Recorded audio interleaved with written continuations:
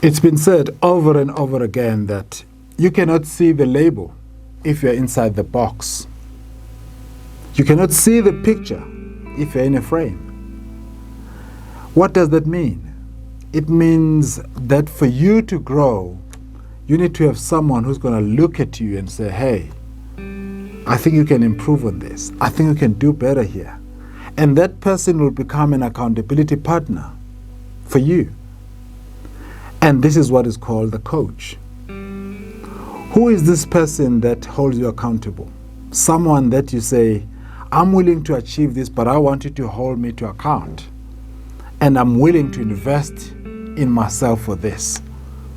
And this is what I, Veli Ndaba, the NeuroEngineer, help people do, to bring out the best in themselves. Because you can read all the books in the world. You can spend so much time on YouTube and all the different channels.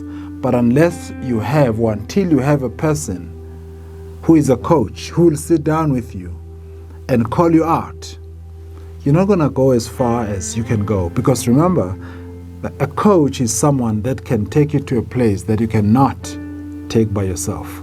A coach is someone that can help you see in you that you cannot see by yourself.